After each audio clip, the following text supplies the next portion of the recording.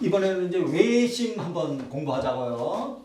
자, 우리가 외심은 외가 바깥 외자예요. 한자로 쓰면은.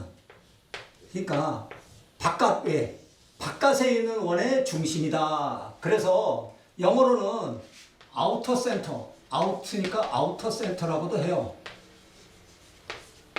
아우터 센터라고 하는데 이거 물리학에서는 주로 아우터 센터란 말을 많이 쓰는데 수학에서는 오히려 circumcenter란 말을 많이 써요. 우리 영어 공부 한마디 하면서 가면은 circum은 여기가 둘러라는 뜻이잖아요. 둘레. 그래서 circumference, 영어로 우리가 수학에서도 많이 circumference 이런 것도 있고 circumference라는 것도 있고 또 우리가 또 우스갯소리로 우리 남학생들 포경 수술하잖아요. 포경은 circum에다가 size, 잘라낸다 그래서 circumcise라고도 얘기해요. 그래서 circumcenter 하면은 우리가 외심을 나타낸다. 그래서 근데 보통 우리는 표시는 O로 많이 표시를 해요. 자, 그래서 삼각형 ABC가 있으면은 이 바깥에 원이 이렇게 돼요. 원이 있어요. 그래서 이 바깥 원은 항상 존재하거든요.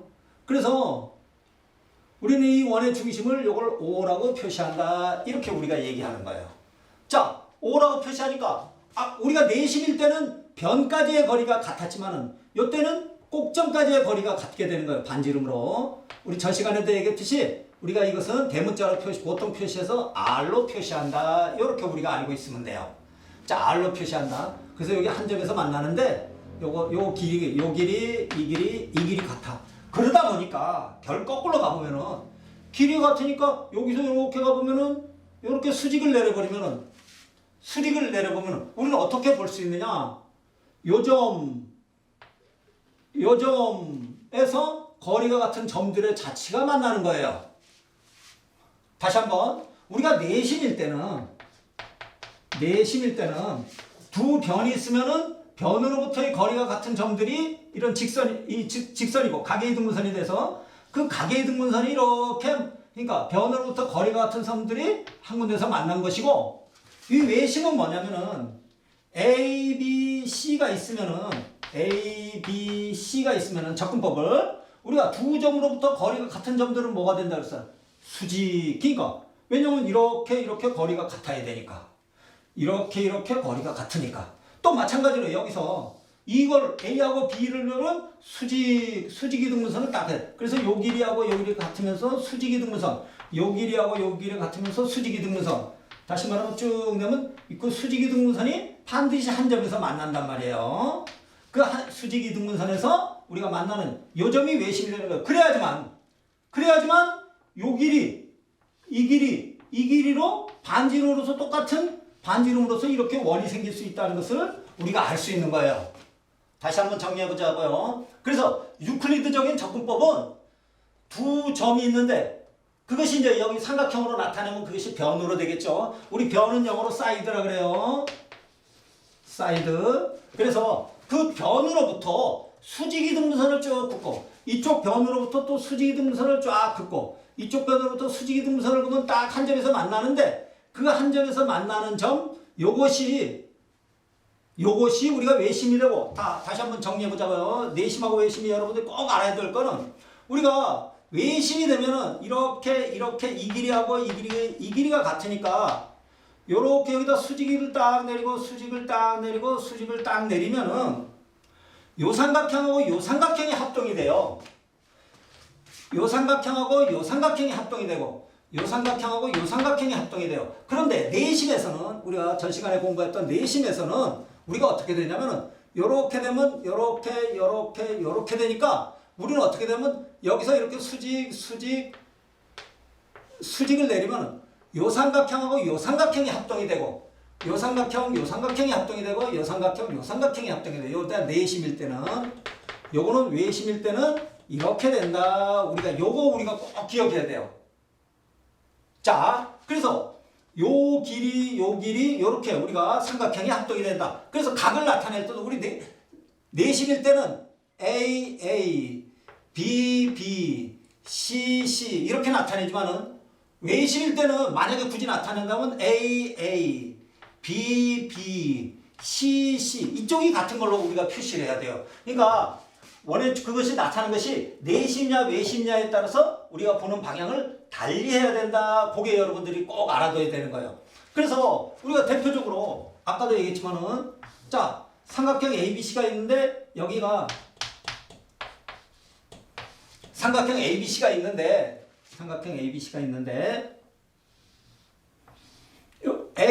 BOC는 어떻게 되느냐? 마찬가지로 요각은 2배 각 A에 해당된다. 다시 말해 요것이 뭐 몇 도면은 그것의 2배 한 값이 된다. 이것이 예를 들어서 뭐 40도다. 그러면 요거는 80도가 된다. 우리가 2배만 해주면 된다. 이렇게 돼요.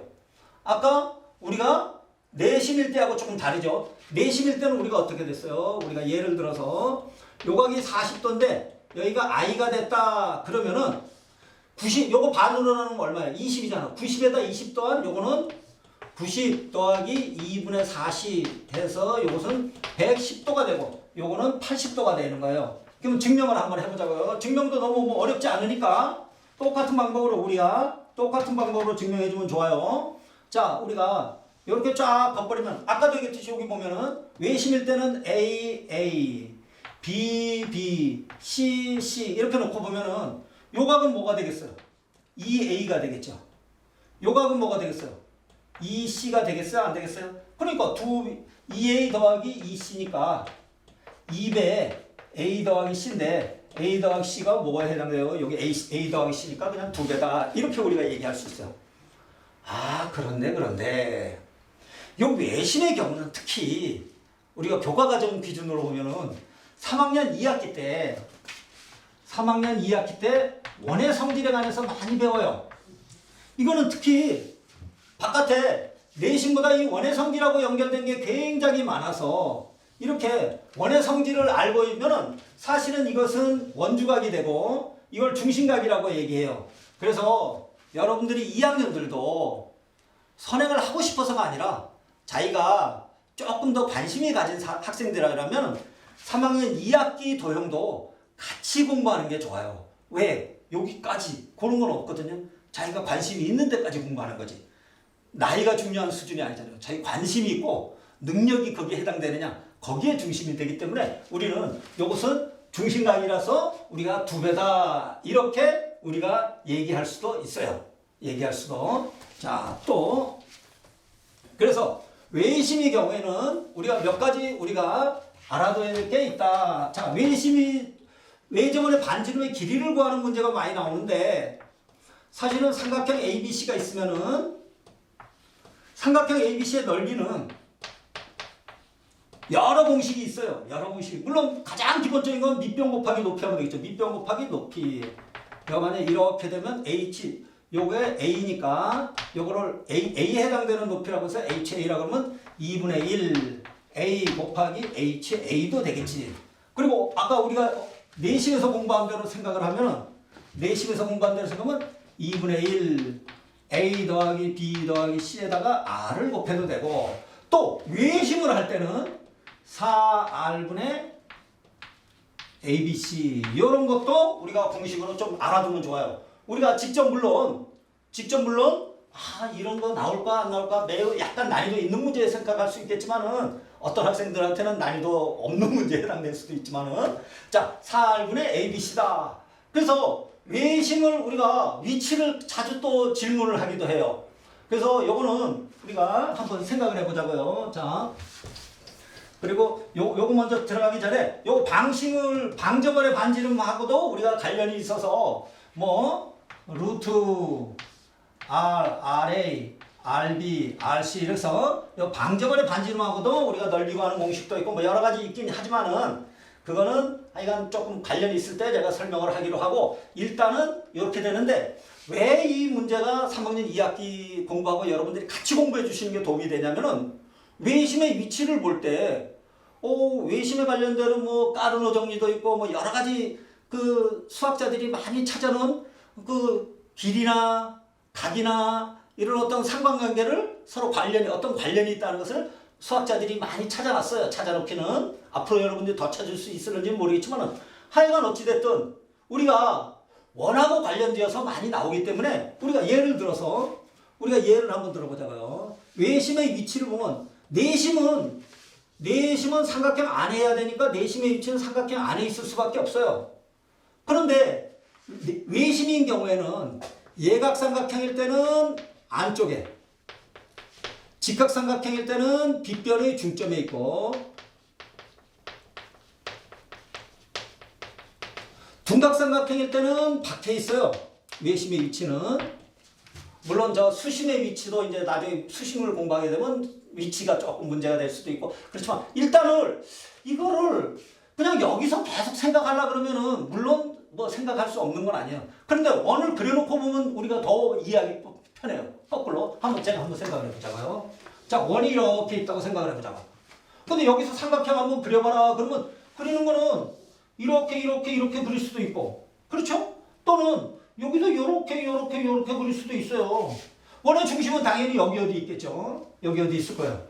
그러면 이 삼각형일 때는 이렇게 되고 이 삼각형일 때는 이렇게 되는데 이거 어떻게 되느냐, 이런 문제가 생기잖아요. 그러니까 우리가 깜빡 착각하기 쉬운 거는 뭐냐면은 예를 들어서 이 각이 뭐 40도다. 그러면은 이 각은 80도가 되는 건 우리는 알아요. 외심이기 때문에. 근데 예를 들어서 이 각이 100도다. 그러면은 어떻게 되나? 예를 들어서 이렇게 돼서 이쪽 각이, 다시 말하면 이쪽 각이, 요게 100이니까 요쪽 각이 200도가 되는 거예요. 그렇죠? 그럼 우리는 또 이렇게 생각을 해도 좋아요. 또 이렇게 생각을 해도 좋아요. 다시 한번 보면은 우리가 또 어떤 생각도 가능하냐?